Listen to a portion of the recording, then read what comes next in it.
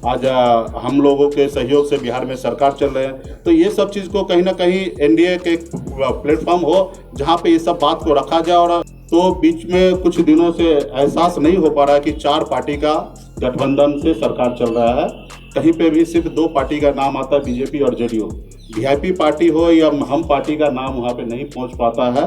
तो मुझे लगता है कि ऐसे एनडीए में बैठक उचित नहीं होगा।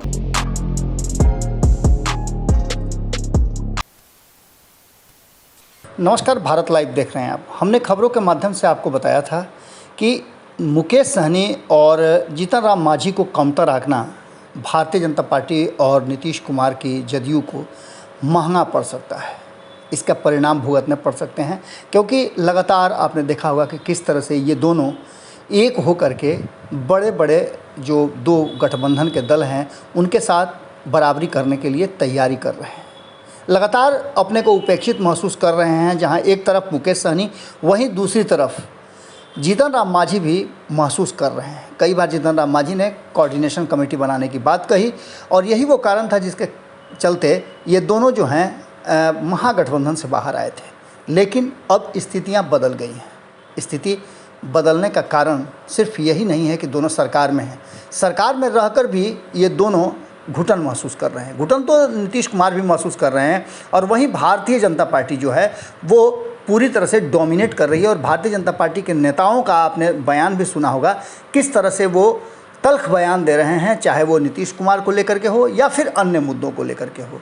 इधर मुकेश सहनी के साथ जो कुछ भी उत्तर प्रदेश में हुआ उसको लेकर के मुकेश सहनी काफ़ी नाराज़ हैं और दुखी भी हैं। उनका सीधा तौर पे कहना है कि जिस तरह से प्रधानमंत्री नरेंद्र मोदी की बातों को भी नहीं मान रहे हैं योगी आदित्यनाथ, ऐसी स्थिति में गठबंधन के साथियों के साथ चलना बड़ा मुश्किल हो जाएगा। ये अलग बात है कि हमारा यूपी में कोई गठबंधन नहीं है, लेकिन बगल के राज्य बिहार में हमारा गठबंधन है। ऐसी स्थिति में आप हमें वहाँ चुनाव लड़ने नहीं देंगे, सभा नहीं करने देंगे, तो ये लोकतंत्र का पूरी तरह से अपमान है और हम इन चीज़ों को बर्दाश्त नहीं करेंगे।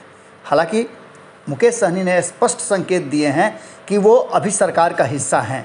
नीतीश कुमार जी उनके मुख्यमंत्री हैं, उनके देख रेख में सरकार जो चल रही है वो ठीक ठाक चल रही है। लेकिन इस ठीक ठाक सरकार में उन्होंने कई तरह के पैबंद जो हैं उसकी चर्चा कर दी है। उन्होंने कहा कि अधिकारी जो हैं वो सुनते नहीं हैं, मंत्रियों के चपरासी तक नहीं सुनता है, और ये बातें कई बार सामने आ चुकी हैं। इन सब चीज़ों को देखना होगा। और दूसरा सबसे महत्वपूर्ण बात जो उन्होंने कहा है कि 4 दलों का ये एनडीए गठबंधन है और सरकार चल रही है, लेकिन 2 ही दल सब कुछ फैसला करते हैं और निर्णय करते हैं।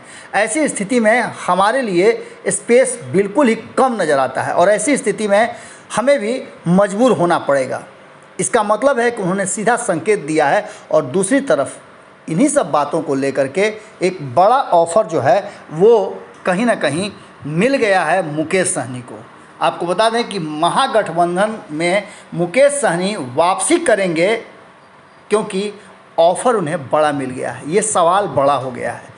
मुकेश सहनी जिस तरह से नाराज़ दिख रहे थे और जितनी बातें उन्होंने की उसे देखकर तो स्पष्ट लगता था कि मुकेश सहनी बहुत ज़्यादा नाराज़ हैं। ये कहीं से भी प्रेशर पॉलिटिक्स नहीं नज़र आ रही थी, क्योंकि मुकेश सहनी के साथ जिस तरह से हुआ है उत्तर प्रदेश में, मुकेश सहनी जिस तरह से अपने वोट की चर्चा कर रहे हैं उसे देखकर तो इतना ही लगता है कि कहीं ना कहीं जो ऑफ़र मुकेश सहनी को मिल रहा है इस ऑफ़र के तरफ वो सोचने के लिए मजबूर हो सकते हैं। जीतन राम मांझी भी मुकेश सहनी के साथ खड़े हुए हैं और जिस तरह का व्यवहार उत्तर प्रदेश में मुकेश सहनी के साथ हुआ है उसकी उन्होंने जमकर निंदा और विरोध किया है। अब देखने वाली बात होगी कि विधानमंडल का सत्र चल रहा है और ऐसे में दोनों खेमे से एक एक मंत्री हैं। अब मुकेश सहनी और जीतन राम मांझी जो बार बार मिल रहे हैं, क्या कोई बड़ा फैसला लेने के लिए मजबूर होंगे? ये बड़ा सवाल है। ऑफ़र तो मिल गया महागठबंधन से, क्या दोनों मिलकर इस पर विचार करेंगे? खबरें लगातार जारी हैं, आप जुड़े रहिएगा। अगर आपके मन में कोई विचार आता है तो ज़रूर कमेंट बॉक्स में लिखिएगा, क्योंकि आपके विचार बहुत ही ज़रूरी है। देखिए, बिहार में आप सभी को पता है कि माननीय मुख्यमंत्री नीतीश कुमार जी के नेतृत्व में बिहार में सरकार हमारी चल रही है और हमारे बिहार सरकार के मुखिया नीतीश कुमार जी हैं। और ये बात सत्य है ना कि 4 पार्टी के सहयोग से बिहार में एनडीए की सरकार है, जिसमें बीजेपी, जेडीयू, वीआईपी और हम पार्टी।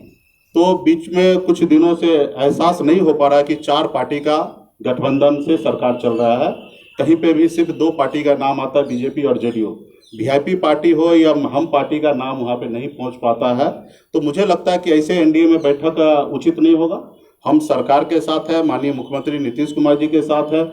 जहाँ पे वीआईपी पार्टी को अगर सम्मान नहीं मिल सकता, ऐसे मंच पे जाके क्या बात रखेंगे। तो इसलिए बहुत सारा इशू है।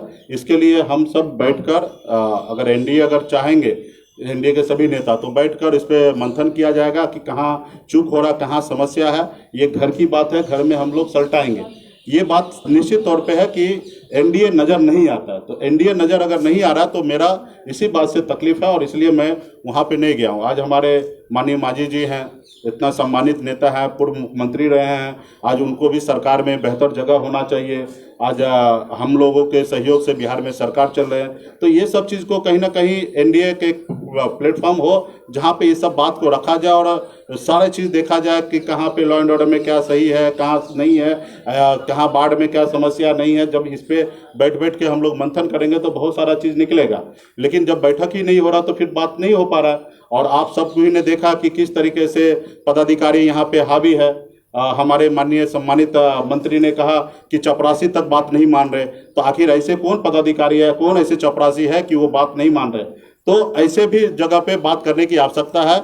और बिहार के जनता ने हमें चुना है, हमारी सरकार को बनाया है, माननीय नीतीश जी को मुखिया बनाया है।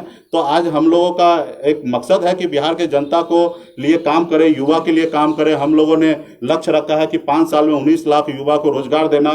तो 19 लाख लोगों युवा को रोजगार देना तो कैसे होगा? उसके लिए तो प्लानिंग करने की आवश्यकता है, सबको एक टीम वर्क बन के काम करने की आवश्यकता है। सिर्फ हम पॉलिसी बनाने से नहीं होगा। तो इसके लिए बहुत सारा चीज़ें हैं और मुझे लगता नहीं कि सब बात इस प्लेटफॉर्म पे रखने की बात है। रहा कि हम लोग आने वाले समय में नहीं, इस्तीफा क्या देना है, इस्तीफा किसको देना है? ये सरकार हमारी है। आप अपने पैर पे कोई कुल्हाड़ी मारता क्या? ये सरकार हमारा है और हम किसको इस्तीफा देने के लिए जाएंगे? ये 4 पार्टी का सरकार है और अपने बात को देखिए, अपने बात को देखिए, सुनिए ना, अपने बात को रखने का सबका अधिकार है। आज हम अपनी बात को हमने रखा है। हमारे एनडीए घटक दल में सबको समझेंगे, बात करेंगे कि ये बात सही है कि एनडीए नज़र नहीं आ रहा 4 पार्टी का। तो आने वाले समय में 4 पार्टी का एनडीए दिखे, इसके लिए हमारे सभी साथी को सोचने की आवश्यकता है। सरकार हमारे मुख्यमंत्री जी के नेतृत्व में बहुत अच्छा चल रहा है।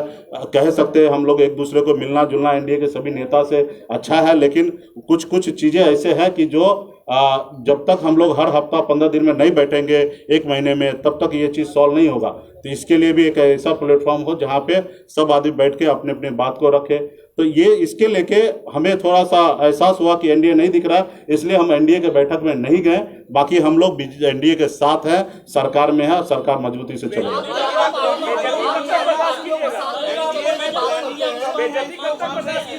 देखिए, एक चीज मान लीजिए, ये हमारी अपनी सरकार है,